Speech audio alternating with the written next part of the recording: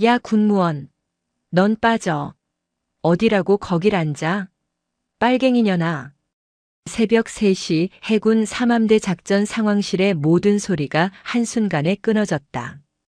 밤새 쏟아지던 영산강 하구의 빗소리마저 작전실 안의 극심한 정적 앞에서는 미약한 배경음일 뿐이었다.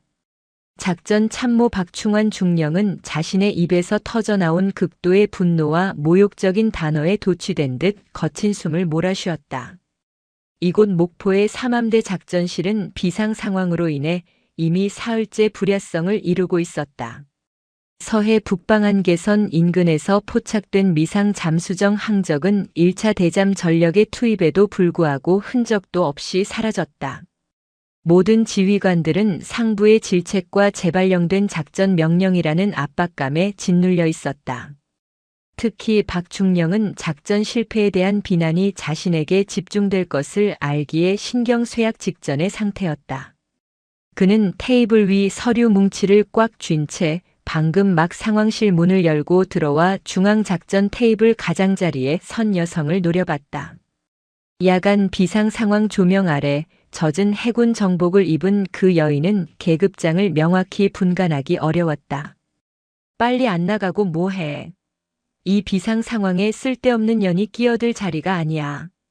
박중령의 눈에는 그저 이 시간에 작전실을 어슬렁거리는 불필요한 민간인으로만 보였다. 작전의 긴장감, 상사의 압박, 그리고 평소 여성 지휘관이나 군무원에 대한 그의 뿌리 깊은 불신이 뒤섞여 이성의 끈을 놓게 만들었다. 그는 꽉 쥐고 있던 두꺼운 작전 브리핑 자료 뭉치를 휙 들어 올려 여인의 뒤통수를 사정없이 강하게 내리쳤다. 퍽! 종이 뭉치였으나 그 충격은 둔탁하고 컸다. 상황실 전체가 경악으로 얼어붙었다. 정보 참모인 김대위는 자신의 눈을 믿을 수 없다는 표정이었고 통신병들은 헤드셋을 낀 채 입을 다물었다. 대령인 이동진 참모장마저도 상황의 급박함 때문에 넋을 놓고 있었다. 폭행당한 여인은 잠시 휘청였지만 이내 중심을 잡고 천천히 몸을 돌렸다. 그녀가 몸을 완전히 돌리자 중앙 상황 등의 강렬한 불빛이 그녀의 젖은 어깨와 목덜미를 비추었다. 그리고 모두의 시선은 그녀의 어깨 위에 선명하게 빛나고 있는 은색 별 2개에 고정되었다. 해군 제독, 소장, 삼함대 사령부 사령관 직무를 수행하기 위해 오늘 새벽 부임한 최지훈 사령관이었다. 박충환 중령은 자신의 손에 남아있는 타격감과 눈앞에 펼쳐진 현실 사이에서 숨조차 쉴 수 없었다. 그의 얼굴은 백지장처럼 하얗게 변했다. 자신이 방금 폭언하고 폭행한 대상이 대한민국 해군의 최고 지휘관 중 한 명임을 깨달았다. 단순한 군기 문란이 아닌 군영법상 하극상 및 지휘관 폭행이라는 파국이었다. 최지훈 제독은 맞은 뒷머리를 만지지도 않았다. 그녀의 날카로운 눈빛은 박중령의 혼란과 공포를 관통하며 그를 조각내는 듯 했다. 필승. 이 사령부의 사령관 최지훈 소장이다. 그녀의 목소리는 새벽에 찬 공기처럼 차가웠으나 그 무게는 수천 톤의 전함처럼 묵직했다. 이동진 참모장이 뒤늦게 정신을 차리고 달려나왔다. 필승, 사령관님, 죄송합니다. 죄송합니다. 참모장. 최 제독은 눈 하나 깜빡하지 않고 참모장을 제지했다. 지금 내가 사과할 때가 아니다. 이 작전실의 모든 인원은 지금 대한민국 국가 안보를 책임지고 있다. 그녀는 다시 박중령을 돌아보았다. 박중령은 다리가 풀려 비틀거렸다. 박충환 중령. 네. 예, 사령관님. 박중령의 목소리는 개미 기어가는 소리처럼 작아졌다. 내가 방금 나에게 저지른 행위는 단순한 폭언이나 실수로 넘어갈 수 있는 문제가 아니다. 지휘관 폭행과 군 기강 붕괴다. 나는 지금 당장 너를 군사법원에 회부할 수 있는 권한과 명분을 가지고 있다. 박중령은 온몸에 식은땀이 흘러내리는 것을 느꼈다. 군사법원이라면 자신의 군 생활은 물론 사회생활까지 끝장이라는 것을 본능적으로 알았다. 최 제독은 잠시 숨을 고르더니 다시 입을 열었다. 하지만 지금 이 순간 북한의 잠수정으로 추정되는 미상 항적이 우리 해역 어딘가를 침투하고 있을지 모른다. 작전보다 중요한 것은 없다. 그녀는 중앙작전 테이블로 당당하게 걸어갔다. 그녀가 지나가자 그 주변의 모든 공기가 정화되는 듯한 느낌이 들었다. 박충환 중령. 네. 예. 내가 한 그 실수는 내가 기억한다. 그리고 작전이 종료되는 순간 내가 나에게 저지른 행위와 발언에 대해 군법과 굴율에 따라 가장 혹독한 대가를 치르게 될 것이다. 하지만 그 전까지 너는 이 작전실의 작전 참모로서 내 능력의 최대치를 발휘하여 나를 보좌해야 한다. 단 하나의 실수도 용납하지 않는다. 최지훈 제독은 작전 테이블 앞에 서서 단호하게 선언했다. 지금부터 작전 지휘권을 사령관인 내가 직접 행사한다. 이 작전실의 모든 인원은 즉각 지휘관의 명령에 복종한다. 통신병, 즉시 상급 부대와 현장 전력의 사령관 교체 및 직접 지휘를 통보하라. 이 대화는 여기서 끝이다. 작전 참모였던 박중령은 모욕감, 공포, 그리고 분노가 뒤섞인 채 옴짝달싹할 수 없었다. 그의 머릿속은 빨갱이년이라는 단어가 맴도는 지옥이었지만 그의 손은 무의식적으로 작전판을 가리키며 작전 보고를 준비하고 있었다. 최지훈 제독은 이 파국적인 순간을 개인적인 감정 해소가 아닌 군 지휘 체계 확립의 기회로 삼았다. 정보 참모, 현재 포착된 미상 항적의 최종 위치와 예상 도주로를 다시 브리핑하라. 지체 없이. 최지훈 제독의 날카로운 목소리가 작전실을 지배했다. 박중령의 폭행 사건은 작전실의 모든 인원에게 최지훈 제독이라는 새 지휘관의 권위를 뼛속 깊이 각인시키는 섬뜩한 도구가 되었다.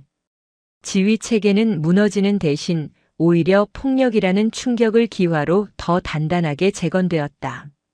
박중령은 붉어진 눈시울로 자신이 때린 지휘관의 등만 노려볼 수밖에 없었다. 그의 군인으로서의 운명은 이미 절벽 끝에 서 있었다. 그의 뇌리에는 작전 성공만이 유일한 생존 수단이라는 절망적인 명령이 울려 퍼졌다. 박충환 중령은 자신이 군복을 입은 채 경험할 수 있는 가장 깊은 지옥에 떨어진 기분이었다. 그의 뒤통수는 여전히 얼얼했지만 그보다 더 고통스러운 것은 온몸을 옥죄는 수치심과 공포였다. 그가 폭행한 대상이 일개 군무원이 아니라 바로 이 삼함대 사령부의 최고 지휘관이었다. 그것도 수많은 참모진이 지켜보는 작전 상황실에서였다. 최지훈 사령관은 그를 용서하지 않았다. 아니, 정확히 말해 작전이 끝날 때까지 처벌을 유예했을 뿐이었다. 그 유예는 박중령에게 잠시의 안도가 아니라 길고 혹독한 교수형 집행 대기 시간을 의미했다. 작전이 성공하면 성공하는 대로, 실패하면 실패하는 대로 그는 끝장이다. 성공하면 그녀의 관용 아래 치욕적인 징계를 받을 것이고 실패하면 폭행의 작전 실패 책임까지 덮어쓰고 군사법원의 쇠창살 안으로 들어갈 것이다. 최 사령관은 박중령을 작전실 테이블 중앙에서 완전히 배제한 채 벽에 걸린 대형 상황판 앞을 지휘소 삼아 섰다. 그녀는 단 한 번도 그를 다시 돌아보지 않았고 마치 작전실의 박충환이라는 인간은 애초에 존재하지 않는 듯 취급했다. 정보 참모 미상 항적의 소실 지점 주변 해저, 지형과 해류 데이터를 3차원 영상으로 띄워라. 최 사령관의 목소리는 여전히 냉철했다. 그녀는 그 어떤 사적인 감정도 섞이지 않은 순수한 지휘관의 목소리를 유지했다. 정보 참모인 김대위는 잔뜩 긴장한 채 명령에 따랐다. 작전판에 목포 앞바다부터 서해 먼바다까지의 복잡한 해저, 지형과 실시간 해류 예측 모델이 투영되었다. 박중령은 자신이 브리핑해야 할 내용을 빼앗긴 채 상황판 옆에서 참모장의 그림자처럼 서 있어야 했다. 그는 턱이 덜덜 떨리는 것을 억지로 참았다. 이동진 참모장은 조심스럽게 입을 열었다. 사령관님, 1차 수색에서 항적은 이 지점, 대략 흑산도 서쪽 40마일 해역에서 완전히 사라졌습니다. 북한 잠수정의 통상적인 기동 속도를 고려할 때 이미 중국 대륙붕 쪽으로 빠져나갔거나, 아니, 최 사령관이 참모장의 말을 단호하게 끊었다. 잠수정의 항적은 사라진 것이 아니다. 잠시 음파의 사각지대로 숨었을 뿐이다. 참모장, 지난 3일 동안 기상 데이터를 다시 보라. 참모장이 자료를 확인했다. 3일 전부터 해당 해역은 조류 변화가 극심했습니다. 특히 대형 어선의 조업 활동이 활발하여 수중 소음이 증폭되었고요. 그것만이 아니다. 박충환 중령. 갑작스러운 호출에 박중령은 온몸이 경직되었다. 그는 최 사령관의 등을 향해 필승이라고 외쳤으나 목소리가 찢어졌다. 필승. 북한의 연어급 잠수정은 통상적으로 수심 30m 이하에서 기동한다. 하지만 잠수함대 보고에 따르면 1차 수색 당시 우리 초계함들이 해당 해역에서 표층 소나를 주로 활용했지. 그것은 심해 소나를 이용할 경우 대규모 어선단의 소음 때문에. 박중령은 변명을 시도했으나 목소리가 떨렸다. 최 사령관은 뒤돌아보지 않고 말했다. 자료를 보니 박중령이 작전 참모로서 해당 해역의 지형적 특성을 정확히 알고 있는 듯하다. 이 해역은 천수만과 가까워 수심이 얕고 해저 퇴적물이 많다. 잠수정이 소음을 이용해 해저면에 바짝 붙어 기동했을 경우 표층 소나로는 절대 포착할 수 없다. 잠수정이 사라진 것이 아니라 우리가 놓친 것이다. 박중령은 입이 막혔다. 그녀의 지적이 정확했다. 자신이 해역 지형 전문가임을 자부했지만 긴장과 압박감 속에서 가장 기본적인 사실을 놓친 채 통상적인 작전만을 고수했던 것이다. 그녀는 새로운 지휘관이었지만 데이터와 지형을 파악하는 능력이 자신보다 월등하다는 것을 직감했다. 최 사령관은 다시 중앙작전 테이블을 응시했다. 수색 방향을 바꾼다. 잠수정이 서쪽으로 빠져나갔을 것이라는 기존의 판단은 틀렸다. 잠수정이 가장 안전하게 은신할 수 있는 곳은 가장 복잡하고 예측 불가능한 곳이다. 즉, 진도 해역 주변의 복잡한 섬과 섬 사이 해협을 이용해 남해 방면으로 우회했을 가능성이 높다. 작전실이 웅성거리기 시작했다. 진도 해역은 조류가 거세고 암초가 많아 대형 함정이 기동하기 위험한 곳이다. 그곳은 통상적인 잠수정의 침투 경로가 아니었다. 이동진 참모장이 우려를 표했다. 사령관님, 진도 해역은 조류가 너무 강합니다. 잠수정이 그곳을 기동하는 것은 매우 위험하며 우리 함정의 안전도, 군인은 위험을 감수하고 작전을 수행한다. 잠수정의 지휘관은 우리 해군이 진도 해역의 복잡성 때문에 수색을 포기할 것이라고 예측했을 것이다. 우리는 그 예측을 부숴야 한다. 박충환 중령. 예. 당신의 작전 실무 능력을 이 작전실의 모든 인원에게 증명하라. 지금부터 진도 서쪽 맹골수도 해역을 중심으로 수색 전력을 재편성한다. 초계함을 줄이고 기동성이 뛰어난 고속 정피 KM과 해상 초계 헬기 위주로 전력을 재편성해라.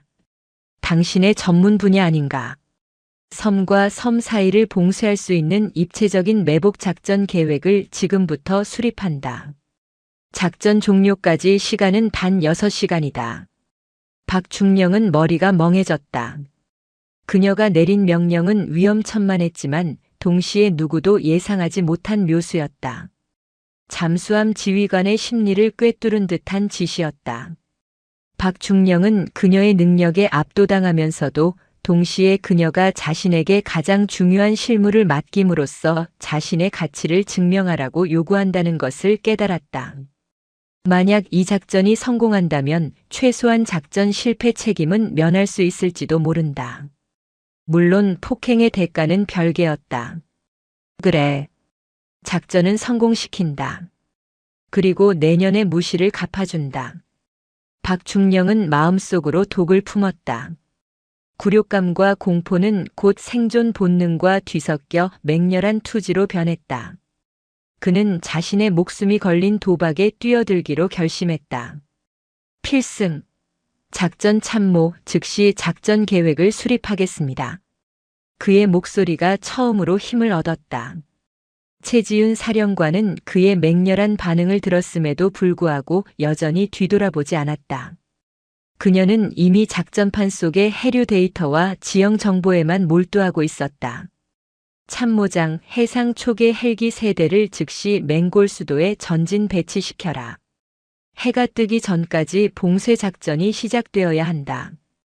박중령은 맹렬히 작전 계획 수립에 몰두했다.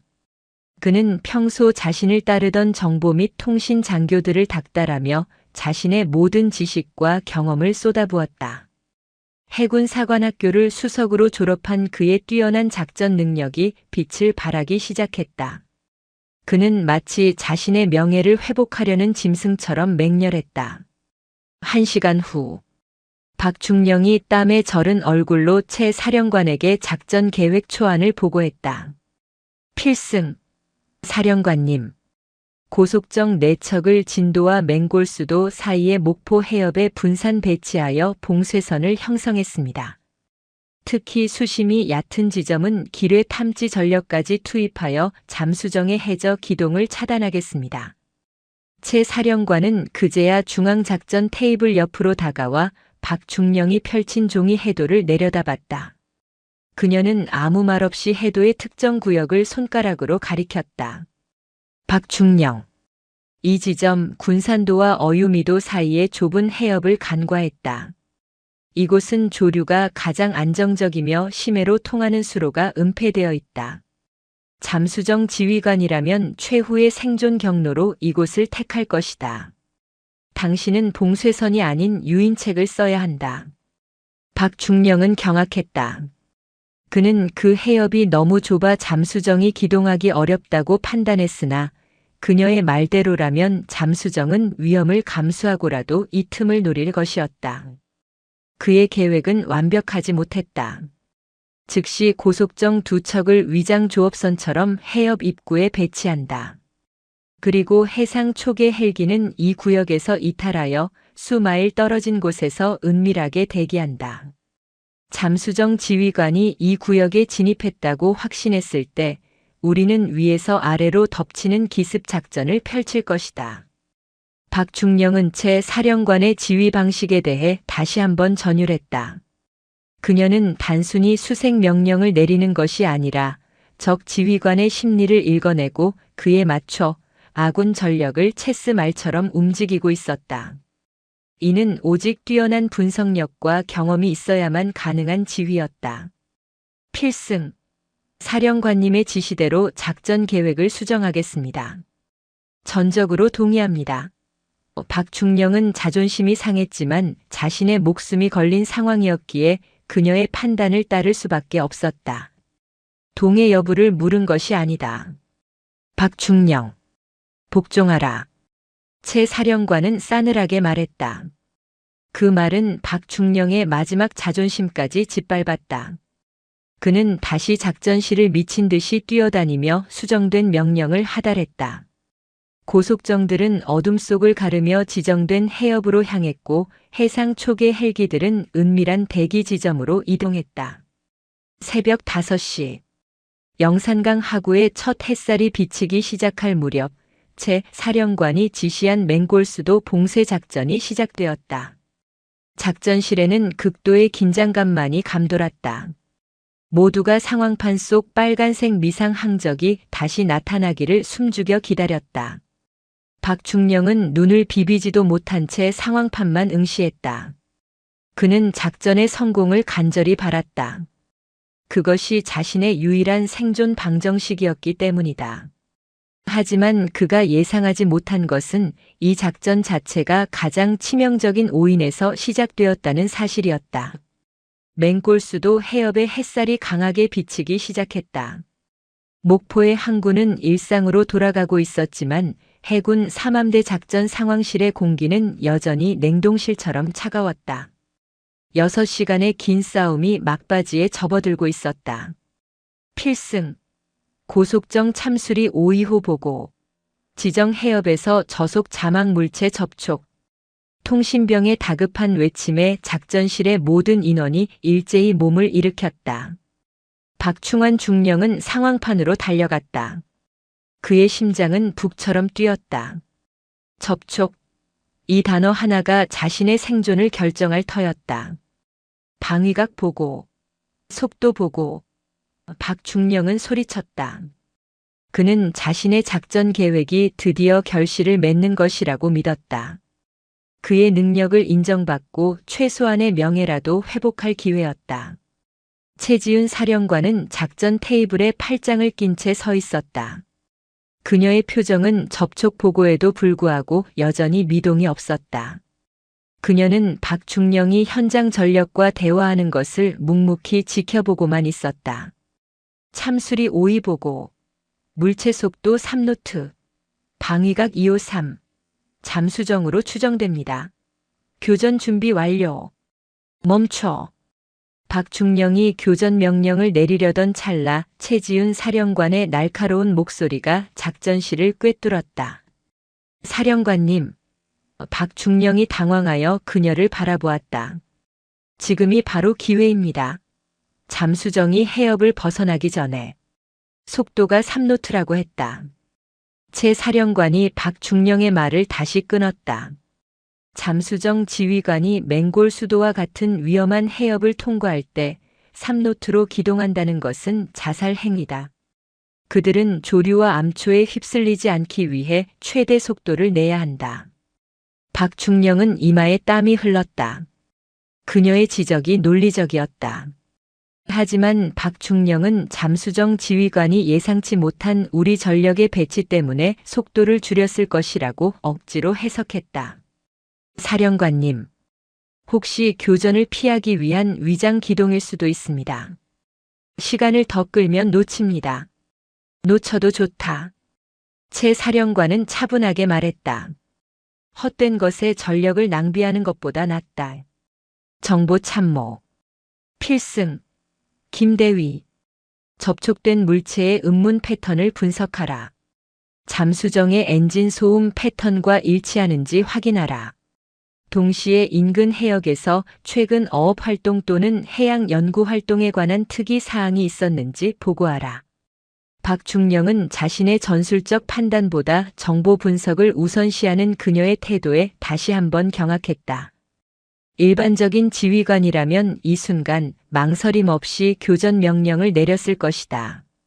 하지만 그녀는 냉철한 의심으로 한 발 물러섰다. 10분의 긴장되는 시간이 흘렀다. 작전실은 통신병의 보고 소리와 박중령의 거친 숨소리 외에는 침묵했다. 마침내 정보 참모 김대위가 보고했다. 그의 목소리에는 안도와 당황이 뒤섞여 있었다. 필승. 사령관님. 긴급 보고입니다. 접촉된 물체의 음문 패턴 분석 결과 북한 잠수정의 연어급 엔진 패턴과 일치하지 않습니다. 오히려 저주파 모터 소음에 가깝습니다. 그리고 이틀 전 국립해양연구소에서 이 해역의 심해 수온 및 해류 관측용 부위를 설치했으나 이후 연락이 두절되었다는 보고가 있습니다. 작전실 전체에서 억눌렸던 안도의 한숨이 터져나왔다. 북한 잠수정이 아니었다. 박중령은 그 자리에 주저앉을 뻔했다. 심장이 진정되고 머릿속이 텅 비었다. 가짜 위협. 지난 3일간 이 사령부 전체를 지옥으로 몰아넣고 자신이 지휘관을 폭행하는 파국을 낳게 한 그 모든 사태가 단순한 해양 관측 부위 때문에 발생했던 것이다. 동시에 박중령의 머릿속에 한 가지 희망이 섬광처럼 스쳐 지나갔다. 가짜 위협이다. 작전 상황이 아니었다. 폭행은 비록 군 기강 문란이지만 국가 안보 위협 상황이 아니었으니 형량이 줄어들거나 징계가 약해질 것이다. 그는 안도의 미소를 감추지 못하고 최 사령관을 바라보았다. 사령관님, 필승. 부이였습니다. 북한 잠수정이 아니었습니다. 모든 작전 해제 명령을 하달하고 전력을 복귀시키겠습니다. 박중령은 이미 자신이 모든 위기에서 벗어났다고 확신하며 채 사령관의 승인 없이 해제 명령을 내리려 했다.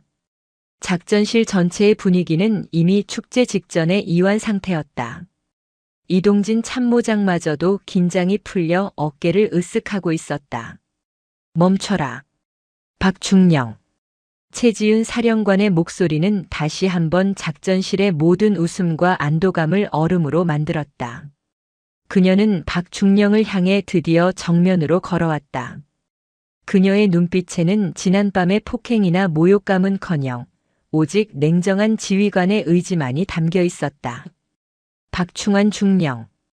부위였다는 사실이 군 기강문란과 지휘관 폭행의 면죄부가 된다고 생각하는가? 그게 아닙니다, 사령관님. 하지만 국가 안보에 대한 위협이 실제하지 않았고 저는 지난 6시간 동안 사령관님의 명령에 따라 작전을 완벽하게 수행했습니다. 저는 제 책임을 다했습니다. 박중령은 자신이 능력을 발휘했다는 점을 필사적으로 강조했다. 책임? 채 사령관은 짧게 비웃었다. 내가 맡은 책임은 잠수정을 잡는 것만이 아니다. 너는 작전 참모로서 가장 냉철하게 상황을 판단하고 지휘관에게 최상의 정보와 전술을 보고해야 할 책임이 있었다. 채 사령관은 작전 테이블 위에 있던 작전 실패 브리핑 자료를 다시 집어들었다. 바로 박중령이 몇 시간 전 자신의 뒤통수를 내리쳤던 그 자료였다. 이 자료는 내가 작성했다. 이 자료에는 해당 해역의 해양 관측 부위가 설치되었을 가능성에 대한 단 한 줄의 경고도 없다. 내가 상부의 압박과 개인적인 감정에 휩쓸려 가장 기본적인 정보 확인을 소홀히 했기 때문에 우리는 사흘을 헛된 수색에 매달렸고 내가 작성한 자료로 나를 때리는 극도의 파국까지 맞았다. 채 사령관은 자료 뭉치를 테이블 위에 내려놓으며 단호하게 말했다. 잠수정이든 부위든 상관없다. 내가 저지른 죄는 국가 안보 위협이 가짜였다는 사실로 희석되지 않는다. 오히려 가짜 위협 앞에서 군의 기강이 무너지고 지휘관이 폭행당했다는 사실이 더욱 중대한 문제다. 이는 군 지휘 체계의 붕괴를 의미한다. 박중령은 희망이 산산조각 나는 것을 느꼈다. 그가 안심하고 있을 때 채 사령관은 이미 이 가짜 위협 상황을 자신을 폭행한 중령을 단죄할 가장 완벽한 공적 명분으로 만들고 있었다. 이동진 참모장은 상황이 심상치 않음을 느끼고 조심스럽게 끼어들었다. 사령관님, 박중령의 잘못은 중대합니다. 하지만 지난밤 사령관님의 지휘 아래 작전을 성공적으로 수행했고 부대원들에게 경각심을. 채 사령관은 참모장을 향해 눈을 돌렸다. 참모장, 당신도 안심하는 분위기인 것 같으니 한마디 묻겠다. 군인은 언제 안심해도 되는가? 참모장은 대답하지 못하고 입을 다물었다. 군인은 적의 모든 위협이 완전히 소멸되었을 때만 안심할 수 있다. 미상 항적이 부위였다고 해서 모든 위협이 사라졌는가? 아니다. 우리가 소홀히 하는 사이에 다른 곳에서 진짜 위협이 침투할 수 있다. 박중령의 행위는 모든 안보의 기본인 경계 태세를 무너뜨린 것이다. 채 사령관은 다시 박중령을 바라보았다. 박중령은 이미 절망에 빠져 고개를 숙이고 있었다. 작전 참모 박충환 중령. 나는 너를 군사법원에 회부하지 않는다. 내 능력이 아까워서가 아니다. 군사법원은 내가 저지른 행동에 대해 단순한 형벌만을 내릴 뿐이다. 나는 너에게 군인으로서의 자존심을 박탈하는 벌을 내릴 것이다. 작전실의 모든 인원들이 숨을 멈췄다. 참모장. 즉시 상급 부대의 박충환 중령의 현 보직 해임을 보고하고 격오지 부대로의 전출을 명령한다. 보직은 작전 참모가 아닌 보급 창고 관리나 부두시설 유지와 같은 말단 임무를 부여하도록 조치한다. 최전방 격오지 중 가장 열악하고 전방 근무가 불필요한 곳을 찾아서 오늘 중으로 발령한다. 이 선언은 박중령에게 군사법원보다 훨씬 더 치명적인 단죄였다. 군인의 명예와 자존심이 걸린 작전 참모 자리에서 물러나 군 경력에 아무런 도움이 안 되는 최말단 임무를 맡게 되는 것은 사실상 군복을 벗으라는 의미와 같았다. 폭력과 폭언의 대가는 명예실추라는 이름으로 되돌아왔다. 박중령은 고개를 들었다. 그의 눈에는 눈물 대신 분노와 절망만이 가득했다. 그는 자신이 아무리 발버둥 쳐도 그녀의 소나귀에서 벗어날 수 없다는 것을 깨달았다. 자신이 빨갱이년이라고 비하했던 그 지휘관이 자신을 가장 철저한 군인의 논리로 심판하고 있었다. 필승. 그의 목소리는 끝내 완전히 끊어졌다. 그는 더 이상 최지훈 사령관에게 맞설 힘도 명분도 남아있지 않았다. 최지훈 사령관은 박중령을 뒤로 한 채 작전실 참모진 전체를 향해 명령했다. 이동진 참모장. 오늘 이 작전실에서 벌어진 일을 똑똑히 기억하라. 지휘관에 대한 불신과 기강해이는 진짜 위협보다 더 무서운 독이다. 다음 작전부터는 단 한 명이라도 기강이 해이되는 것을 용납하지 않는다. 지금부터 작전 상황실의 기강을 재정립한다. 필승. 작전실 전체에서 터져나온 경례 구호는 그 어느 때보다 단호하고 강렬했다. 박충환 중령의 몰락은 최지훈 사령관이라는 새로운 강철 리더십의 탄생을 알리는 서막이었다. 영산강 하구의 빗줄기는 멈추었지만 해군 삼함대사령부 인사처의 행정 절차는 태풍처럼 몰아치고 있었다. 오전 9시. 작전 상황 해제 명령이 떨어진 지 불과 3시간 만이었다. 보통의 경우라면 밤샘 작전을 마친 작전실 참모들은 생활관이나 관사로 돌아가 쪽잠을 청했겠지만 이날만은 아무도 자리를 뜨지 못했다.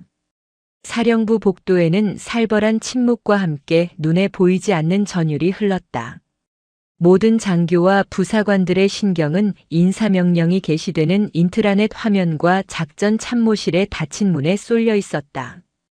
박충환 중령은 자신의 사무실 의자에 앉아 있었으나 그것은 더 이상 그의 자리가 아니었다. 책상 위에는 이미 인사처에서 보낸 보직 해임 통지서가 놓여 있었다. 종이 한 장. 그 얇은 종이가 그의 20년 군 생활을 송두리째 부정하고 있었다. 박중령은 떨리는 손으로 통지서를 집어들었다가 구겨버리고 다시 펴기를 반복했다. 똑똑. 노크 소리가 들렸다. 박중령은 반사적으로 자세를 고쳐 앉았다. 평소 자신과 친분이 두터웠던 인사참모 김중령일 것이라 예상했다. 그라면 어떻게든 이 상황을 무마할 방법이나 적어도 구명할 수 있는 라인을 알려줄 것이라 믿었다. 들어와. 문이 열리고 들어온 사람은 김중령이 아니었다. 이동진 참모장이었다. 박중령은 벌떡 일어났다. 참모장님, 필승, 어떻게 되신 겁니까? 사령관님께서 정말로 저를. 이동진 참모장의 표정은 딱딱하게 굳어 있었다. 그는 평소 박중령의 능력을 아껴주던 온화한 상관이 아니었다. 그는 박중령의 책상 위에 새로운 봉투 하나를 툭 던졌다. 짐 싸라. 박중령. 아니, 이제 박 관리관이라고 불러야 하나. 참모장님, 이건 너무 부당합니다. 제가 지휘관을 오인한 것은 인정하지만 작전 수행 과정에서 저는 최선을 다했습니다. 게다가 결과적으로 적 침투는 없지 않았습니까?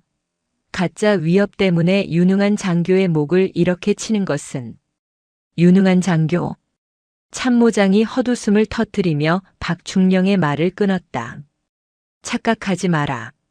내가 목이 날아간 건 작전 실패 때문이 아니다.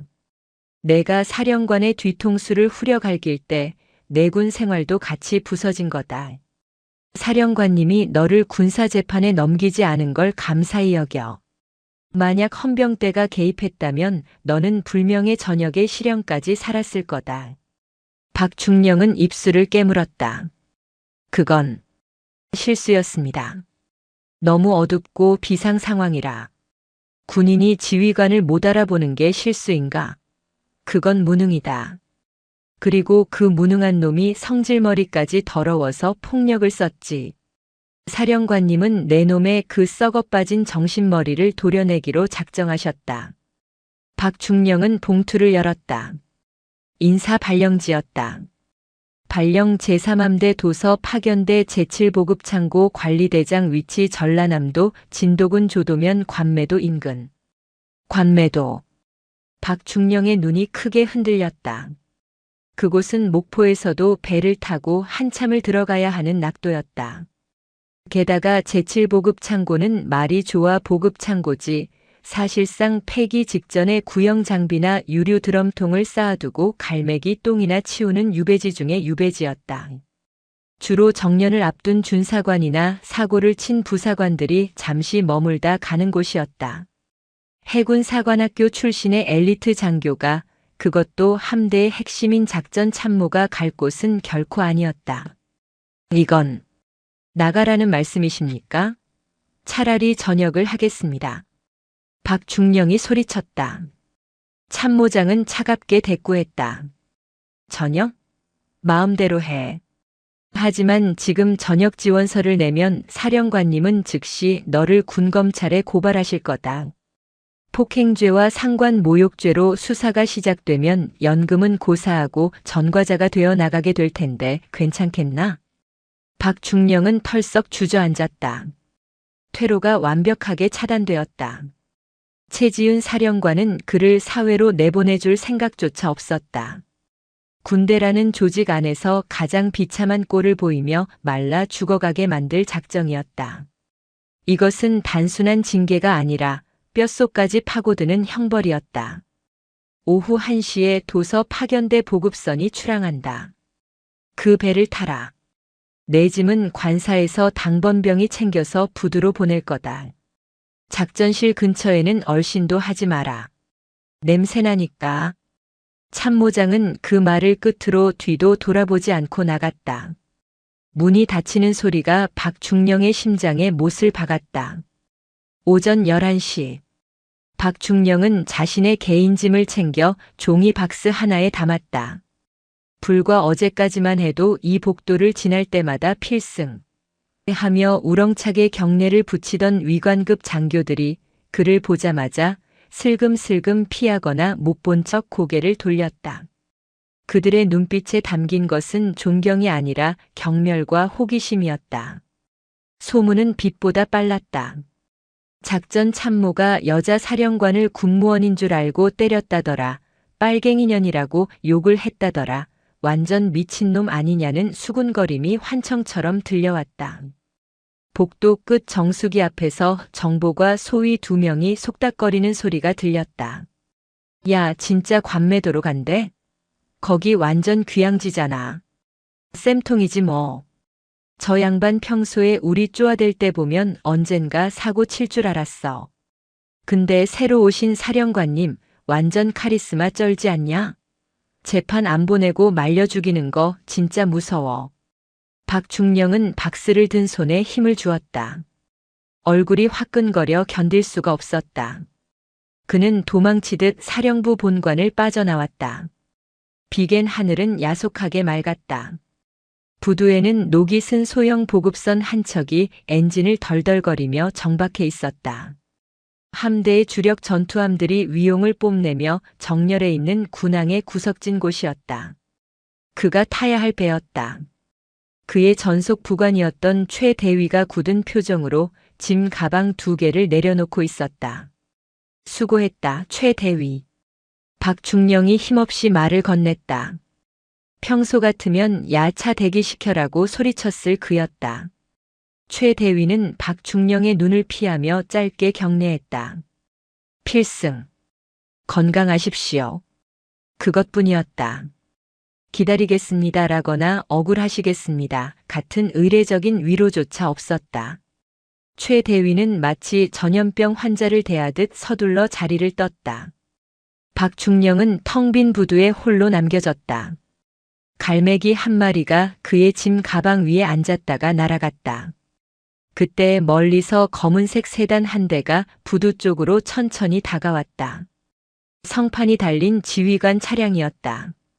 최지윤 사령관의 차였다.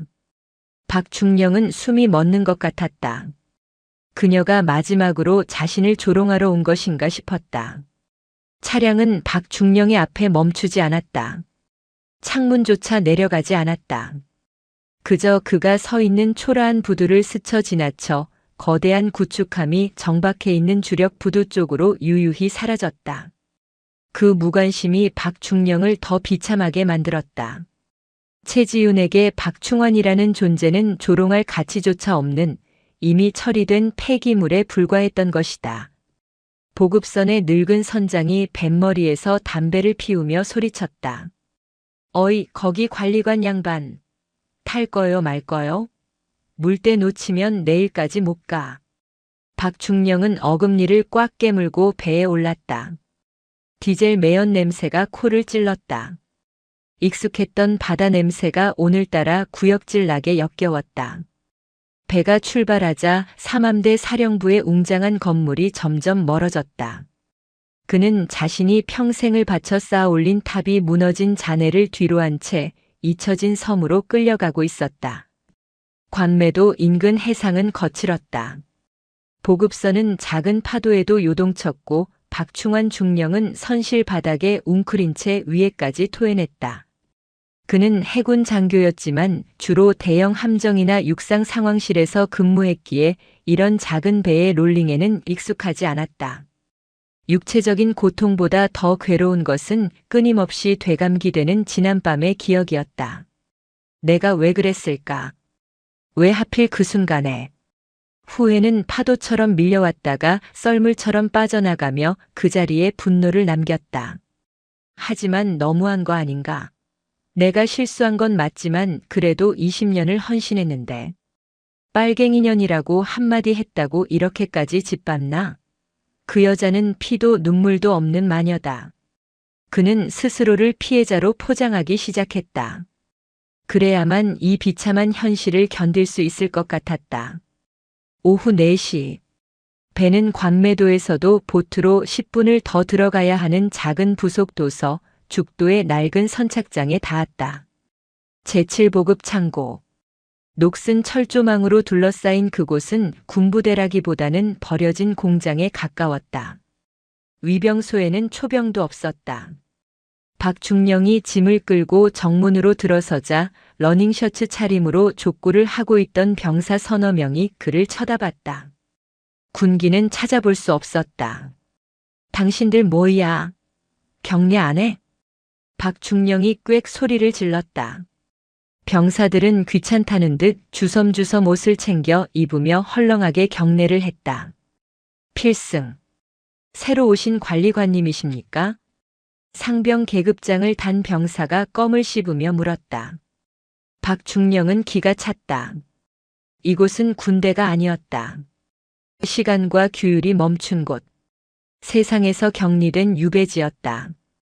창고 건물 2층에 있는 관리관실은 곰팡이 냄새로 가득했다. 책상 위에는 먼지가 수북했고 창문 밖으로는 끝없이 펼쳐진 망망대해만 보였다. 아무런 작전 상황도 긴박한 통신음도 자신을 필요로 하는 참모들의 외침도 없었다. 오직 파도 소리와 갈매기 울음소리뿐이었다. 박중령은 의자에 털썩 앉았다. 정적. 그토록 싫어했던 상황실의 소음이 사무치게 그리웠다. 그는 휴대전화를 꺼냈다. 신호가 잡히지 않았다. 서비스 불가 지역. 그는 전화기를 집어 던졌다. 액정이 깨지며 바닥에 나뒹굴었다. 으악! 그는 짐승처럼 울부짖었다. 분노와 억울함 그리고 공포가 한꺼번에 터져나왔다. 자신이 이곳에서 영원히 잊혀질 것이라는 공포. 최지윤 사령관이 의도한 것이 바로 이것이었다. 그를 감옥에 가두는 대신 그의 존재 가치를 말살시켜 스스로 무너지게 만드는 것. 한편 같은 시각 목포 삼함대 작전 상황실.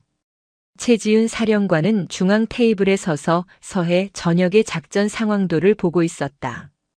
박충환 중령이 떠난 자리는 이미 새로운 작전 참모로 임명된 최중령이 채우고 있었다. 작전실의 공기는 달라져 있었다. 박중령이 있을 때는 고성과 욕설, 강압적인 분위기가 지배했다면 지금은 차가울 정도로 정돈된 긴장감이 감돌았다. 참모들은 사령관의 눈치를 보느라 잡담 한마디 하지 않았고 보고는 간결하고 정확해졌다. 정보 참모. 흑산도 서방 해역의 중국 어선단 움직임은 필승. 현재 NLL 이남 3마일 지점에서 조업 중이며 특이 동향 없습니다. 최지윤은 고개를 끄덕였다. 그녀의 표정에는 승리감도 통쾌함도 없었다. 그녀에게 박충환 중령의 처벌은 사적인 복수가 아니었다. 그것은 무너진 기둥을 뽑아내고 새 기둥을 세우는 공사였다. 썩은 부위를 도려내지 않으면 조직 전체가 썩는다. 그녀는 그것을 누구보다 잘 알고 있었다. 하지만 마음 한구석이 편한 것만은 아니었다. 그녀 역시 인간이었다. 자신을 향해 빨갱이년이라고 욕하고 머리를 내리치던 그 순간의 모멸감은 여전히 가슴속에 흉터처럼 남아 있었다. 그녀는 그 흉터를 훈장처럼 안고 가기로 했다. 리더의 자리는 외로운 법이다. 칭찬보다는 비난을, 이해보다는 오해를 견뎌야 하는 자리다. 이동진 참모장이 조심스럽게 다가와 커피를 건넸다. 사령관님. 박중령. 아니 박 관리관 무사히 섬에 도착했다고 합니다. 알았습니다. 최지윤은 짧게 대답하고 커피를 한 모금 마셨다. 혹시 마음이 쓰이십니까? 쓰입니다. 최지윤의 의외의 대답에 참모장이 놀란 눈치를 보였다. 제가 그를 거기로 보낸 건 그가 미워서가 아닙니다. 그가 군인으로서 가장 밑바닥을 경험해 보길 원했기 때문입니다. 아무도 봐주지 않는 곳, 아무런 영광도 없는 곳에서 묵묵히 제 할 일을 하는 것이 진짜 군인의 자세라는 걸 깨닫길 바랐습니다. 최지윤은 창밖의 어둠을 응시했다. 그가 거기서 무너져서 폐인이 된다면 그는 원래 그 정도 그릇이었던 것이고 만약 그곳에서도 군인의 자세를 잃지 않고 다시 일어선다면 그때는 다시 기회를 줄 수도 있겠지요. 물론 아주 먼 훗날의 이야기겠지만 참모장은 최지윤의 옆모습을 바라보며 전율을 느꼈다. 그녀는 박충환을 단순히 파멸시킨 것이 아니라 그에게 가장 가혹하면서도 동시에 유일한 갱생의 길을 열어준 것일지도 모른다. 물론 그 길은 가시밭길보다 험난할 것이다. 진도 죽도의 밤은 깊어갔다. 박충환은 깨진 전화기를 다시 주워들었다. 작동하지 않았다. 그는 어두운 방구석에 처박혀 무릎을 끌어안았다. 배에서 토해낸 탓에 속이 쓰렸지만 배고픔은 느껴지지 않았다. 창밖으로 등대 불빛이 주기적으로 깜빡였다. 내가 뭘 잘못했는데. 그는 여전히 인정할 수 없었다. 아니, 인정하고 싶지 않았다. 자신의 실수를 인정하는 순간 자신의 지난 20년이 부정당하고 자신이 쓰레기라는 것을 받아들이는 꼴이 되기 때문이다. 두고 봐. 내가 이대로 안 죽어. 어떻게든 다시 올라가서 내년 앞에서 보란 듯이 웃어줄 테다. 하지만 그의 다짐은 공허했다. 돌아갈 방법은 없었다. 그는 이곳의 왕이 아니라 유배된 죄수였다. 그때 밖에서 병사들의 낄낄거리는 소리가 들려왔다. 야, 새로 온 아저씨 봤냐? 완전 넋이 나갔던데? 그러게. 별 달고 싶어서 안 달란 사람 같더라. 여기 오면 다 끝난 거지 뭐. 그들의 비웃음이 박충환의 가슴을 후벼 팠다. 그는 귀를 틀어막았다. 하지만 그 소리는 환청이 되어 더욱 크게 울렸다. 빨갱이년아. 자신이 뱉었던 그 말이 부메랑이 되어 자신의 고막을 찢고 들어왔다. 그제야 그는 깨닫기 시작했다. 자신이 때린 것은 최지윤이라는 여자가 아니라 대한민국 해군의 계급장이었고 그 계급장을 달기 위해 바쳤던 자신의 청춘이었음을 그는 어둠 속에서 소리 없이 흐느꼈다. 그것은 반성의 눈물이 아니라 처절한 패배자의 눈물이었다. 최지훈 사령관은 작전실에 불을 끄지 않았다. 그녀의 전쟁은 이제 막 시작되었을 뿐이었다. 박충환이라는 장애물을 치워버린 그녀의 앞에는 더 거대하고 실제적인 위협들이 도사리고 있었다. 그리고 그녀는 그 모든 파도를 정면으로 맞을 준비가 되어 있었다. 강철처럼 차갑고 은별처럼 빛나는 눈빛으로. 전라남도 진도군 조도면 관매도에서도 더 들어가는 작은 섬죽도. 박충환이 눈을 떴을 때 가장 먼저 반긴 것은 퀴퀴한 곰팡이 냄새와 파도 소리였다. 그는 습관처럼 머리맡을 더듬어 휴대전화를 찾았지만 손끝에 닿은 것은 차가운 시멘트 바닥뿐이었다. 액정이 깨진 전화기는 구석에 처박혀 있었다. 이곳은 문명의 이기가 닿지 않는 유배지였다. 관리관님, 식사하셔야지라. 밖에서 걸걸한 목소리가 들려왔다. 이곳의 터줏대감인 마 상사였다. 정년을 1년 앞둔 그는 군인이라기보다 어촌 계장 같은 풍모였다. 군복 상의는 어디다 벗어두었는지 러닝셔츠 바람에 슬리퍼를 끌고 다녔다. 박충환은 몸을 일으켰다. 온몸이 두들겨 맞은 듯 쑤셨다. 지난밤 분노와 억울함에 치를 떨며 소주를 들이켰던 탓이다. 그는 거울을 보았다. 퀭한 눈, 덥수룩한 수염. 해군 사관학교를 수석으로 졸업하고 엘리트 코스만 밟아온 작전 참모의 모습은 어디에도 없었다. 거울 속에는 실패한 중년의 사내가 서 있었다. 그는 군복을 챙겨 입었다. 아무도 보는 이 없었지만 이것마저 놓으면 정말로 끝이라는 강박이 그를 움직였다. 식당이라 부르기도 민망한 조립식 건물 안에는 병사 3명이 밥을 퍼먹고 있었다. 그들은 박충환이 들어오자 엉거주춤 일어나며 필승하고 웅얼거렸다. 경례 각도는 엉망이었고 눈빛에는 귀찮음이 가득했다. 동작 봐라. 여기가 군대야 당나라 부대야? 똑바로 안 해? 박충환이 식판을 집어 던지듯 내려놓으며 소리쳤다. 마 상사가 숟가락을 입에 문 채 픽 웃었다. 아따 관리관님. 여기는 삼함대 사령부가 아니어라. 우리 애들은 보급품 나르느라 골병든 애들인디 군기 잡을 힘이 어디 있어. 대충 드셔. 뭐? 마 상사 지금 상관한테 말버릇이 그게 뭔가. 상관은 무슨. 여기 온 양반들 다 똑같지 뭐. 한두 달 있다가 전역하거나 옷 벗을 사람들 아닙니까? 서로 피곤하게 하지 맙시다. 마 상사는 밥그릇을 비우고는 숭늉을 들이켰다. 박충환은 피가 거꾸로 솟는 기분이었다. 사령부에서는 감히 상상도 할 수 없는 하극상이 이곳에서는 일상이었다. 그는 주먹을 쥐었으나 허공을 때릴 뿐이었다. 그에게는 이제 이들을 찍어 누를 권위도 인사권도 없었다. 그는 그저 힘 빠진 호랑이, 아니 이빨 빠진 늙은 개였다. 오후 일과 시간.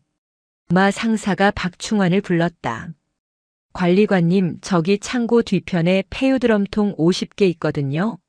그거 오늘 안에 다 옮겨놔야 내일 배 들어오면 싣고 나갑니다. 애들 손이 모자라니까 좀 거들어 주쇼. 내가 작전 참모였어. 나보고 지금 노가다를 하라는 거야? 아, 그럼 누가 합니까? 여기 장교가 관리관님 하나뿐인데. 싫으면 말쇼. 사령부에다가는 관리관님이 협조 안 해서 보급품 반출 못했다고 보고하면 되니까. 마 상사는 배를 긁으며 돌아섰다. 박충환은 입술을 깨물었다. 만약 보급 업무에 차질이 생기면 그 책임은 전적으로 관리대장인 자신에게 돌아온다. 최지훈 사령관은 그것을 빌미로 또 다른 징계를 내릴 것이 분명했다. 박충환은 작업 장갑을 꼈다. 낡고 기름때 묻은 목장갑이었다. 땡볕 아래서 드럼통을 굴리기 시작했다. 녹슨 쇠 냄새가 코를 찔렀다. 1개, 2개. 10개를 옮기자 숨이 턱까지 차올랐다.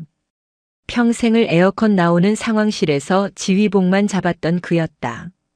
그의 손바닥에는 금세 물집이 잡히고 터졌다. 젠장. 젠장. 그는 드럼통을 발로 찼다. 텅 빈 소리가 공허하게 울렸다. 저 멀리 바다 위로 최신형 구축함 한 척이 지나가는 것이 보였다. 삼함대 소속의 함정이었다. 어쩌면 저 배의 작전실에서는 지금도 긴박한 교신이 오가고 있을 것이다. 자신이 앉아 있어야 할 그곳. 최지윤. 내가 원한 게 이거냐? 나를 이런 시궁창에 처박아 놓고 비웃고 싶었냐? 그는 드럼통 위에 주저앉아 담배를 꺼려 물었다. 눈물이 핑 돌았다. 그때 창고 구석에 버려진 낡은 기계 하나가 눈에 들어왔다. 먼지와 거미줄에 뒤덮인 채 방치된 장비였다. 박충환은 홀린 듯 다가갔다. ANSQS-53. 구형 소나 처리 장치? 박물관에나 있을 법한 구형 장비였다. 하지만 그의 기억 속에 이 장비는 낯설지 않았다. 소위 시절 처음 배를 탔을 때 밤새 매뉴얼을 외우며 닦고 조였던 바로 그 모델이었다. 이게 왜 여기 있어? 그는 장갑을 벗고 기계의 먼지를 털어냈다. 전원 케이블은 끊어져 있었고 회로 기판은 부식되어 있었다. 고철 덩어리였다. 하지만 박충환은 그 고철에서 눈을 떼지 못했다. 마치 망가진 자신의 모습 같았기 때문일까? 그는 창고를 뒤져 공구함을 찾아냈다. 녹슨 드라이버와 니퍼. 그는 미친 사람처럼 기계를 분해하기 시작했다. 드럼통을 옮기라는 마 상사의 잔소리도 들리지 않았다. 고친다. 내가. 이건 고칠 수 있어. 그는 중얼거렸다. 작전도 지휘도 명예도 모두 잃었지만 이 기계 하나만큼은 다시 작동시킬 수 있을 것 같았다. 그것은 단순한 수리가 아니었다. 무너져 내린 자신의 자존감을 붙잡기 위한 처절한 몸부림이었다. 해가 질 때까지 그는 기계와 씨름했다. 손가락이 찢어져 피가 났지만 멈추지 않았다. 끊어진 전선을 잇고 부식된 접점을 사포로 문질렀다. 밤이 깊어서야 그는 임시로 전원을 연결했다. 웅. 미약한 펜 돌아가는 소리와 함께 낡은 브라운관 화면에 초록색 불빛이 깜빡였다. SYSTEMBOT. 오케이. 살아났다. 박충환은 화면을 멍하니 바라보았다. 가슴 한구석에서 뜨거운 것이 울컥 치밀어 올랐다. 살아. 있네. 고철도 고치면 작동한다. 하물며 인간인 내가, 대한민국 해군 중령인 내가 여기서 이대로 녹슬어 죽을 수는 없다. 그날 밤 박충환은 술을 마시지 않았다. 대신 그는 관리관실 책상에 앉아 낡은 작전 교범을 꺼냈다. 그리고 죽도 인근의 조류 흐름과 해저 지형을 종이 위에 그리기 시작했다. 아무도 시키지 않은 일이었다. 누구에게 보고할 것도 아니었다. 하지만 그는 그리기 시작했다. 그것만이 그가 살아있음을 증명하는 유일한 길이었으니까. 일주일이 지났다. 죽도의 시간은 느리게 흘렀지만 박충환의 눈빛은 달라져 있었다. 퀭하던 눈동자에 도끼가 서렸다. 그는 아침 점호 시간에 병사들을 집합시켰다. 오늘부터 일과표대로 움직인다. 아침 6시 기상 구보 3km, 오전 장비 정비, 오후 보급품 관리. 예외는 없다. 마 상사가 콧방귀를 뀌었다. 아따 관리관님. 적당히 좀 합시다. 저 고철 덩어리 하나 고쳤다고 뭐 대단한 거 한 줄 아죠? 그래봐야 우린 보급부대요. 마 상사. 박충환의 목소리가 낮게 깔렸다. 그는 마 상사의 눈을 똑바로 응시했다. 과거의 거만함이 아닌 바닥을 친 자만이 가질 수 있는 서늘한 기운이 담겨 있었다. 자네 말대로 우린 유배지에 온 패배자들이다. 하지만 군복을 입고 있는 한 우린 군인이다. 내 명령이 꼬우면 사령부에 찔러라. 하지만 그 전까지는 내 지시를 따라야 할 거다. 안 그러면 자네가 빼돌린 유류장부 내가 직접 감찰실에 넘기겠다. 마 상사의 표정이 굳어졌다. 박충환은 지난 일주일 동안 기계를 고치는 틈틈이 보급 창고의 장부를 모조리 분석했던 것이다. 거참 독한 양반일세. 마 상사는 혀를 찼지만 더 이상 대들지 않았다. 병사들도 분위기가 심상치 않음을 느끼고 자세를 고쳐 잡았다. 죽도에 비로소 작은 질서가 잡히기 시작할 무렵 서해상에 태풍 경보가 발령되었다. 대형 태풍 카눈이 목포를 향해 북상하고 있었다. 파도는 5m가 넘게 일었고 하늘은 잿빛으로 변했다. 모든 어선이 항구로 피항했고 삼함대 사령부도 비상태세에 돌입했다. 박충환은 자신이 수리한 구형소나 탐지기 앞에 앉아 있었다. 그는 이 장비를 해안가 절벽 끝에 있는 낡은 초소에 설치하고 바다에 버려져 있던 청음기를 연결해 두었다. 정식 작전용은 아니었지만 반경 5km 이내의 수중 소음은 잡아낼 수 있었다. 폭풍우가 창문을 때렸다. 천둥 소리가 요란했다. 사령부 상황실에 있었다면 최첨단 위성 정보와 레이더 영상을 보고 있었겠지만 지금 그에게는 오직 이 낡은 화면과 헤드셋에서 들려오는 잡음뿐이었다. 치지지직, 싸아. 파도 소리와 빗소리가 뒤섞여 들려왔다. 박충환은 눈을 감고 소리에 집중했다.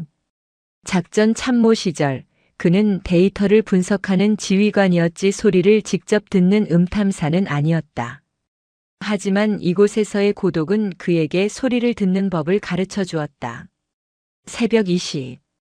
태풍이 가장 거세게 몰아치던 시간. 박충환의 귀에 이질적인 소리가 잡혔다. 웅, 웅, 틱. 파도 소리와는 달랐다. 규칙적이고 인위적인 기계음. 아주 미세했지만 분명히 존재했다. 그는 눈을 번쩍 떴다. 화면을 보았다. 초록색 점 하나가 희미하게 깜빡이다 사라졌다. 이건 엔진 소음이 아니었다. 이것은 전기 모터가 돌아가는 소리였다. 그것도 아주 은밀하게 설계된 저소음 모터. 아니야.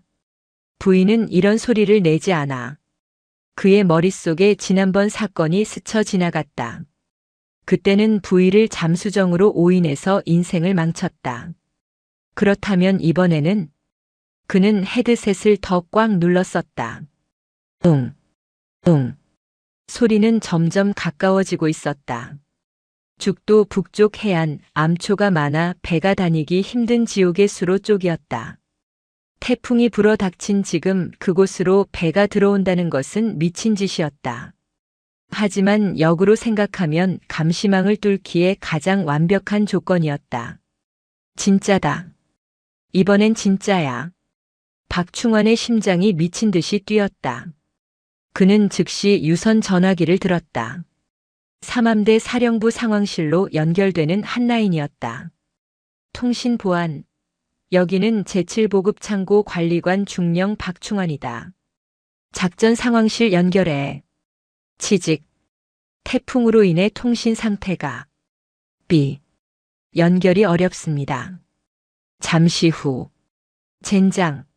받으라고. 이건 실제 상황이야. 몇 번의 시도 끝에 겨우 상황실 당직 사관과 연결되었다. 필승. 작전 상황실입니다. 나 박충환이다. 지금 죽도 북방 1.5마일 해상에서 미상 수중 물체 접촉했다. 음문 패턴으로 볼 때 반잠 수정으로 추정된다. 즉시 대응 전력 보내. 수화기 너머로 잠시 침묵이 흘렀다. 그리고 곤란하다는 듯한 목소리가 들려왔다. 아, 박충환 관리관님? 거기 보급 창고 아닙니까? 거기 탐지 장비가 없을 텐데요. 내가 고쳐서 설치했어. 헛소리 말고 빨리 사령관 바꿔. 관리관님, 지금 태풍 때문에 전 함대가 피항 중이거나 비상 대기 중입니다. 그리고 오작동 가능성이 높은 사제 장비 정보로는 출동이 어렵습니다. 지난번에도 부위 때문에. 이 새끼가. 지금 지난번 얘기가 왜 나와? 진짜라고. 내 목을 걸고 맹세해. 죄송합니다. 공식적인 탐지 자산인 해안 레이더에는 아무것도 잡히지 않습니다. 술 드셨으면 주무십시오. 끊겠습니다. 또. 전화가 끊어졌다. 박충환은 수화기를 부서져라 쥐었다. 아무도 믿어주지 않는다. 양치기 소년이 된 기분이었다. 그의 과거 실수가, 그의 오만이 결국 결정적인 순간에 발목을 잡았다. 화면 속의 초록색 점은 이제 죽도 해안가로 거의 다가와 있었다. 적은 코앞에 있다. 아군은 내 말을 믿지 않는다. 내게 있는 전력은 늙은 상사 1명과 오합지졸 병사 3명, 그리고 소총 몇 자루뿐이다. 박충환은 헛웃음을 터뜨렸다. 하하. 상황이 너무나 절망적이라 웃음이 나왔다. 하지만 이상하게도 머릿속은 그 어느 때보다 차갑게 식어 있었다. 그는 책상 서랍을 열어 권총을 꺼냈다. 탄창을 확인했다. 실탄이 들어있었다. 마 상사. 애들 깨워. 전투 배치다. 그가 문을 박차고 나가며 소리쳤다. 폭풍우가 그의 얼굴을 때렸지만 그의 눈빛은 흔들리지 않았다. 그는 이제 작전 참모가 아니었다. 그는 죽도를 지키는 유일한 군인 소총수 박충환이었다. 폭풍우 치는 죽도의 해안가는 지옥도와 같았다. 집채만한 파도가 갯바위를 때리고 하얀 포말이 어둠 속에서 춤을 췄다. 마 상사와 병사들은 잠이 덜 깬 얼굴로, 그러나 박충환의 살기 어린 고함에 놀라 헬멧을 쓰고 소총을 들고 나왔다. 관리관님 진짜입니까? 북한군이라니요, 이 날씨에요? 마 상사가 비명을 지르듯 물었다. 놈들이라면 온다.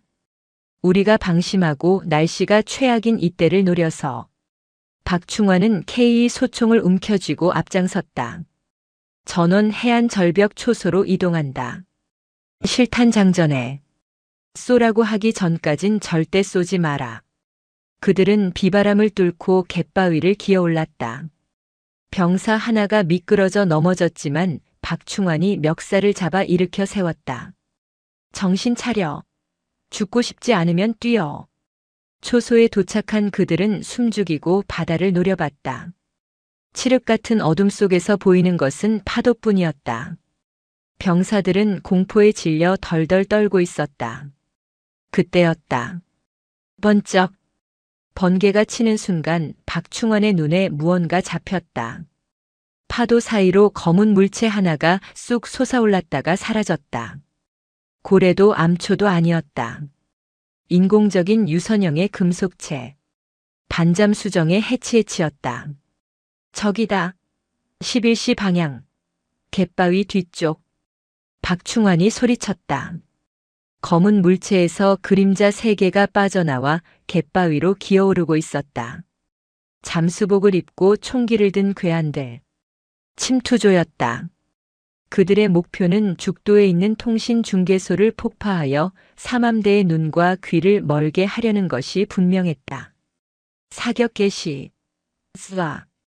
박충환이 먼저 방아쇠를 당겼다. 탕. 타탕. 총성이 빗소리를 뚫고 울려 퍼졌다. 갯바위 위에 그림자 하나가 휘청거리며 쓰러졌다. 적들도 즉각 대응했다. 두두두두. 적의 기관단 총소리가 어둠을 찢었다. 총알이 초소벽에 박히며 콘크리트 파편이 튀었다. 병사들이 비명을 지르며 바닥에 엎드렸다. 대가리 박아. 응사해. 쏘라고. 박충환은 공포에 질린 병사들을 독려하며 계속해서 사격했다. 그는 작전 참모 시절 훈련소 이후로 총을 쏴본 적이 거의 없었다. 하지만 지금은 본능이 몸을 지배했다. 마 상사. 조명탄 쏴. 마 상사가 떨리는 손으로 조명탄 발사기를 잡았다. 펑 하는 소리와 함께 붉은 불빛이 하늘로 치솟았다가 천천히 떨어졌다. 붉은 빛 아래 드러난 적들의 모습은 섬뜩했다. 그들은 쓰러진 동료를 버려두고 빠르게 산계하여 초소 쪽으로 접근하고 있었다. 프로들이었다. 훈련도 제대로 안 된 보급 부대원들로는 상대가 되지 않았다. 관리관님, 놈들이 올라옵니다. 우리 다 죽어요. 병사 하나가 울부짖었다. 박충환은 이를 갈았다. 탄창을 갈아 끼우며 생각했다. 여기서 죽는 건가? 이렇게 개죽음 당하려고 여기까지 왔나? 아니었다. 그는 이렇게 죽을 수 없었다. 최지윤에게 그리고 세상에게 자신이 틀리지 않았음을, 자신이 진짜 군인임을 증명해야 했다. 마 상사. 통신실로 가서 무전기 주파수 개방해. 그리고 목포 해경, 어선, 민간 채널 싹 다 불러서 여기 교전 중이라고 알려. 군용망이 안 되면 민간망이라도 써. 예. 알겠습니다. 마 상사가 빗속을 뚫고 관리동으로 기어갔다. 박충환은 병사들의 어깨를 잡았다. 잘 들어. 놈들은 3명이다. 1명은 맞았어. 남은 건 2이야. 우린 5이다. 쪽수에서 우리가 이겨. 내가 놈들 시선을 끌 테니 너희는 놈들이 갯바위 위로 올라오면 일제 사격해. 알았나? 박충환은 대답도 듣지 않고 참호 밖으로 뛰쳐나갔다. 와, 이 빨갱이 새끼들아. 그는 고함을 지르며 놈들이 있는 쪽을 향해 난사했다. 적들의 총구가 박충환에게 집중되었다. 총알이 그의 발치와 귓가를 스쳐 지나갔다. 퍽! 왼쪽 어깨에 불타는 듯한 통증이 느껴졌다. 맞았다. 하지만 그는 멈추지 않고 바위 뒤로 몸을 날렸다. 지금이야. 쏴. 그의 외침에 참호에 있던 병사들이 눈을 질끈 감고 총을 갈겼다. 타다다당. 빗나간 총알이 더 많았지만 빗발치는 탄막의 적들은 당황하여 주춤거렸다. 그 순간 관리동 쪽에서 사이렌 소리가 울려 퍼졌다. 마 상사가 비상 사이렌을 울린 것이다. 웅장한 사이렌 소리가 폭풍우를 뚫고 죽도 전체에 울려 퍼졌다. 동시에 먼 바다에서 서치라이트 불빛이 보였다. 인근 해역에서 피항 중이던 해경 경비정이 민간 채널의 구조 요청을 듣고 달려온 것이다. 버텨.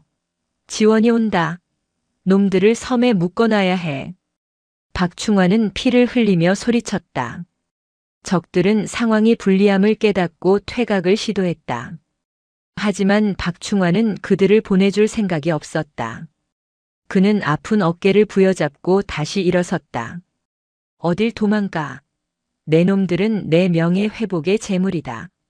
그는 갯바위를 타고 내려가 도망치는 적들을 향해 마지막 남은 탄창을 비웠다. 한편 삼함대 사령부 작전 상황실. 최지윤 사령관은 모니터를 뚫어지라 보고 있었다. 해경 상황실로부터 죽도 인근 총격전 발생이라는 첩보가 들어온 직후였다. 사령관님, 죽도 관리관실에서 SOS 신호가 계속 오고 있습니다. 단순 오작동이 아닌 것 같습니다. 통신 참모의 보고에 최지윤의 눈빛이 번득였다. 박충환. 그녀는 직감했다. 그가 보냈던 그 미친 전화가 취객의 헛소리가 아니라 진짜 경고였음을. 그녀가 그토록 강조했던 진짜 위협이 그녀가 가장 멸시해서 유배 보냈던 그 남자가 지키고 있는 곳에서 터졌다. 전 함대 출동 대기. 해상 작전 헬기 띄울 수 있는 건 다 띄워. 죽도록 간다. 최지윤은 모자를 눌렀었다. 박충환 중령. 죽지 마라. 살아서 증명해라. 내가 군인이라는 것을. 그녀의 명령과 함께 삼함대의 거대한 톱니바퀴가 다시 돌아가기 시작했다. 이번에는 가짜가 아닌 진짜 전쟁이었다. 그리고 그 중심에는 가장 초라한 곳에 버려졌던 은별의 조각 박충환이 있었다. 어깨를 관통당한 고통은 뜨거운 쇠꼬챙이로 후벼 파는 것 같았다. 박충환은 갯바위 뒤에 처박혀 거친 숨을 몰아쉬었다. 빗물과 바닷물 그리고 그의 피가 섞여 군복을 적셨다. 왼팔은 감각이 없었다. 하지만 오른손은 여전히 K 소총의 권총 손잡이를 부서져라 쥐고 있었다. 관리관님, 피가 너무 많이 납니다. 지혈부터 해야 합니다. 마 상사가 기어와서 박충환의 어깨를 압박 붕대로 감으려 했다. 그의 얼굴은 공포로 하얗게 질려 있었다. 비켜. 놈들이 도망간다. 박충환은 마 상사를 밀쳐냈다. 조명탄 불빛이 사그라들고 있었다. 어둠 속에서 적들이 반잠 수정의 해치를 열고 탑승하려는 움직임이 보였다. 그들이 저것을 타고 자망해버리면 이 칠흑 같은 폭풍우 속에서 놓칠 확률은 9할이 넘는다. 그들이 살아서 돌아간다면? 박충환의 머릿속에 지난날의 기억이 주마등처럼 스쳤다. 상황실에서의 안일함, 가짜 위협에 안도하며 책임을 회피하려던 비겁함, 그리고 지휘관을 빨갱이년이라 모욕했던 그 오만함. 그 모든 것이 바로 군인 정신의 부재에서 비롯된 것이었다. 적을 눈앞에 두고도 놓친다면 그는 영원히 패배자다. 죽어서도 눈을 감지 못할 것이다. 이것은 국가를 위한 전투이기도 했지만 박충환이라는 한 인간이 잃어버린 자신을 되찾기 위한 처절한 속죄의식이었다. 안 돼. 절대 못 가. 박충환은 비틀거리는 몸을 일으켰다. 어모 사격해. 놈들의 해치를 노려. 그는 참호 밖으로 뛰쳐나갔다. 관리관님, 죽습니다. 병사들의 비명을 뒤로 한 채 박충환은 갯바위를 타고 내려갔다. 적들이 그를 발견하고 총구를 돌렸다. 투두두두. 총알이 그의 발치에 튀고 귓가를 스쳤다. 공포가 온몸을 휘감았지만 그는 멈추지 않았다. 그는 지금 죽음을 향해 달리는 것이 아니라 삶을 향해 달리고 있었다. 비겁하게 사느니 명예롭게 죽겠다는 각오가 그의 다리를 움직였다. 그는 바위 틈에 몸을 숨기고 침착하게 조준했다. 흔들리는 시야, 빗물에 젖은 가늠자. 그 너머로 반잠 수정의 엔진 덮개가 보였다. 한 발. 딱 한 발이면 된다. 그는 숨을 멈췄다. 어깨의 통증도 폭풍우 소리도 사라졌다. 세상에 오직 그와 목표물만 남았다. 최지윤 사령관. 당신이 옳았어. 나는 쓰레기였다. 하지만 지금은 아니다. 탕. 그의 총구에서 불을 뿜었다. 총알은 정확히 반잠 수정에 노출된 엔진 배기구를 타격했다. 쾅. 작은 폭발음과 함께 검은 연기가 치솟았다. 반잠 수정의 엔진이 멈췄다. 탑승하려던 적들이 당황하여 소리를 질렀다. 퇴로가 차단된 쥐새끼들. 그들은 이제 도간에 든 쥐였다. 잡았다. 박충환은 환호성을 질렀다. 그러나 그 순간 적 중 한 명이 박충환을 향해 유탄 발사기를 조준했다. 퉁. 눈앞이 번쩍였다. 폭발의 충격이 그를 덮쳤다. 몸이 붕 떴다가 바닥으로 내동댕이 쳐졌다. 귀가 멍해지고 아무것도 들리지 않았다. 세상이 빙글빙글 돌았다. 흐려지는 시야 속에서 적들이 그를 확인 사살하기 위해 다가오는 것이 보였다. 여기까지인가. 그는 손을 뻗어 총을 찾았지만 손가락이 움직이지 않았다. 적의 총구가 그의 머리를 향했다. 그는 눈을 감지 않았다. 그는 군인으로서 죽음을 맞이할 준비가 되어 있었다. 그때였다. 두두두두두두두. 하늘이 찢어지는 듯한 굉음과 함께 거대한 서치라이트 불빛이 죽도의 해안가를 대낮처럼 밝혔다. 강력한 하강풍이 적들을 강타했다. 삼함대 소속의 해상작전 헬기 링스링크스였다. 헬기에 장착된 K6 중기관총이 불을 뿜었다. 쿡쿡쿡쿡쿵. 적들이 서 있던 갯바위가 산산조각 났다. 다가오던 적들은 혼비백산하여 바위 뒤로 숨었다. 여기는 삼함대 항공전대. 아군 식별 완료. 즉시 제압 사격 개시한다. 무전기 너머로 들리는 아군의 목소리. 뒤이어 먼 바다에서 거대한 함정들의 실루엣이 나타났다. 박충환이 그토록 타고 싶어 했던 구축함들이었다. 그들이 쏘아 올린 조명탄이 밤하늘을 수놓았다. 해상에서는 고속정들이 물살을 가르며 해안가로 돌진해 오고 있었다. 완벽한 포위망이었다. 살았다. 박충환은 그제야 긴장을 풀었다. 눈물이 뺨을 타고 흘러내렸다. 그것은 고통 때문이 아니었다. 자신이 지켜냈다는, 자신이 쓸모없는 존재가 아니었다는 벅찬 안도감 때문이었다. 헬기에서 로프를 타고 특수임무 대유디 TSEAL 대원들이 강화했다. 그들은 순식간에 적들을 제압했다. 박충환의 눈꺼풀이 천천히 감겼다. 마지막으로 본 것은 헬기에서 내려 자신을 향해 달려오는 의무병들과 그 뒤에서 우의를 입고 굳은 표정으로 서 있는 한 여성 지휘관의 모습이었다. 은색별. 그녀가 왔다. 국군 한평병원 1인실. 박충환이 눈을 떴을 때는 사흘이 지난 후였다. 어깨와 다리에는 붕대가 칭칭 감겨 있었고 온몸에는 링거줄이 주렁주렁 매달려 있었다. 창밖으로 따스한 햇살이 들어오고 있었다. 폭풍우는 언제 그랬냐는 듯 사라지고 없었다. 정신이 드십니까? 익숙하고도 서늘한 목소리. 박충환은 고개를 돌렸다. 병실 소파에 정복 차림의 최지훈 사령관이 앉아 있었다. 그녀는 읽고 있던 서류철을 덮고 그를 바라보았다. 박충환은 반사적으로 몸을 일으키려 했다. 움직이지 마라.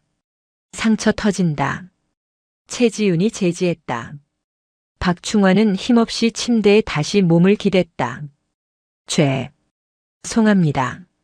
사령관님. 누워서 보고를 드려서. 보고는 이미 받았다. 적 사살 1명, 생포 2명. 반잠 수정 노획. 아군 사망자 없음. 내가 지휘한 죽도 방어전은 완벽한 승리였다. 그녀의 목소리는 건조했지만 그 속에 담긴 무게는 달랐다. 완벽한 승리. 그 말을 듣는 순간 박충환의 가슴속 응어리가 녹아내리는 듯 했다. 최지훈은 자리에서 일어나 침대 곁으로 다가왔다. 박충환 중령. 네. 내가 보낸 그 마지막 전화. 주취자의 오인 신고로 무시당할 뻔했다. 하지만 나는 내 목소리에서 절박함을 들었다. 과거의 너라면 책임을 피하기 위해 애매하게 보고했겠지만 그날의 너는 달랐다. 최지훈은 잠시 말을 멈추고 그의 눈을 직시했다. 너는 너의 목을 걸었다. 내 명예를 걸었고. 그래서 나도 전 함대를 걸었다. 박충환의 눈시울이 붉어졌다. 부끄럽습니다, 사령관님. 저는 쓰레기였습니다. 사령관님을 오해하고 모욕하고 제 안위만 걱정했던 놈이었습니다. 그곳 죽도에서 파도 소리를 들으며 뼈저리게 느꼈습니다. 제가 얼마나 오만했는지. 그는 떨리는 목소리로 계속했다. 사령관님이 저를 왜 그곳으로 보냈는지 이제야 알겠습니다. 저를 버리신 게 아니라 저를 다시 만드시려고 했다는 것을요. 최지훈의 입가에 아주 희미한 미소가 스쳤다. 나는 조각가가 아니다. 나는 지휘관일 뿐이다. 썩은 살을 도려냈을 뿐 새 살을 돋게 한 건 내 자신이다. 박충환. 너는 그날 밤 삼함대 전체를 구했다. 내가 놈들을 묶어두지 않았다면 통신중개소는 폭파되었을 것이고 우리의 눈과 귀는 멀었을 것이다. 최지훈은 품에서 작은 상자를 꺼내 침대 옆 테이블에 놓았다. 충무무 공훈장이다. 상시는 내가 했고 승인은 즉시 났다. 훈장. 군인으로서 받을 수 있는 최고의 영예 중 하나. 박충환은 믿을 수 없다는 듯 상자를 바라보았다. 그리고 퇴원 후 보직 명령이다. 박충환은 긴장했다. 다시 작전 참모로 복귀하는 것일까? 아니면 다른 요직으로 가는 것일까? 기대감이 없지는 않았다. 최지윤이 말했다. 제3함대 도서 파견대장. 계속해서 죽도를 포함한 외곽도서 기지들의 방어를 책임져라. 박충환은 잠시 멍하니 그녀를 바라보았다. 복귀가 아니었다. 여전히 유배지였다. 하지만 최지윤의 말은 이어졌다. 단순한 보급 창고 관리관이 아니다. 죽도를 전진 감시 기지로 승격시킨다. 최신형 탐지 자산과 타격 전력을 배치할 것이다. 너는 그곳에서 3함대의 가장 예민한 눈과 귀가 되어라. 내가 가장 신뢰할 수 있는 지휘관만이 그곳을 맡을 수 있다. 박충환의 심장이 뛰었다. 그것은 좌천이 아니었다. 그것은 인정이었다. 사령관이 자신의 등을 맡기겠다는 신뢰의 표시였다. 화려한 사령부의 참모 자리가 아닌 거칠고 외로운 최전방. 하지만 그곳이 바로 자신이 있어야 할 곳임을 그는 깨달았다. 명. 받았습니다. 사령관님의 눈과 귀가 되어 적이 단 한 발짝도 들어오지 못하게 하겠습니다. 박충환은 아픈 팔을 억지로 들어올려 거수 경례를 붙였다. 필승. 최지윤은 그 모습을 보고 처음으로 정중하게 마주 경례를 했다. 필승. 두 사람 사이에 흘렀던 불신과 모욕, 증오의 강은 이제 신뢰라는 다리로 연결되었다. 한 달 후, 박충환 중령은 다시 죽도로 돌아왔다. 그의 어깨에는 훈장이, 마음에는 강철 같은 자부심이 박혀 있었다. 죽도의 모습은 달라져 있었다. 녹슨 창고는 보수되었고 최신형 레이더가 돌아가고 있었다. 병사들의 눈빛도 살아 있었다. 마 상사는 이제 말끔한 정복을 입고 박충환을 맞이했다. 오셨습니까, 대장님? 그래. 쉬는 동안 녹슨 건 없나? 아따, 대장님이 무서워서라도 매일 닦고 조였습니다요. 박충환은 껄껄 웃으며 지휘소로 올라갔다. 그는 창문을 열고 바다를 바라보았다. 저 멀리 3함대의 군함들이 위풍당당하게 항해하고 있었다. 그 맨 앞에는 최지윤 사령관이 타고 있을 기암이 은빛 물살을 가르고 있었다. 박충환은 무전기를 들었다. 여기는 독수리. 전방 해역 이상 무. 바람은 차갑지만 시야는 맑다. 이상. 그의 목소리는 더 이상 떨리지 않았다. 그는 비로소 진짜 군인이 되었다. 곰팡이 핀 별은 닦여나갔고 그 자리에는 비바람에도 녹슬지 않는 강철의 은별이 빛나고 있었다.